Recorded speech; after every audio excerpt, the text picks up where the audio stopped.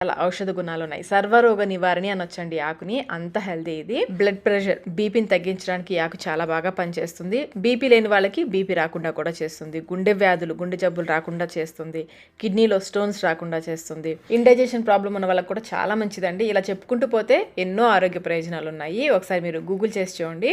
మరి ఇంత హెల్తీ ఆకుతో మనం రోటి పచ్చడి చేసుకోవచ్చు, రసం పెట్టుకోవచ్చు, కషాయం చేసుకోవచ్చు. ఈరోజైతే మనం రోటి పచ్చడి, ఎంతో రుచిగా ఉండే వామాకుల రోటి పచ్చడిని ఎలా తయారు చేసుకోవాలో చూద్దాము.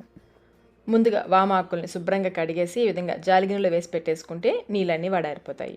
ఇప్పుడు స్టవ్ పైన ప్యాన్ పెట్టేసుకుని 2 టేబుల్ స్పూన్ల నువ్వులు వేసుకుని ఈ నువ్వులు చిటపటలాడేంత వరకు లో ఫ్లేమ్లో వేయించుకోవాలి.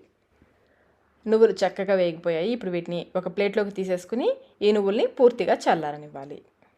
ఇప్పుడు మళ్ళీ స్టవ్ పైన ప్యాన్ పెట్టేసుకుని కొంచెం నూనె వేసి, నూనె కాగిన తర్వాత 1 టేబుల్ స్పూన్ పచ్చిశనగపప్పు, 1 టేబుల్ స్పూన్ మినపగుళ్ళు వేసుకుని వేయించుకోవాలి.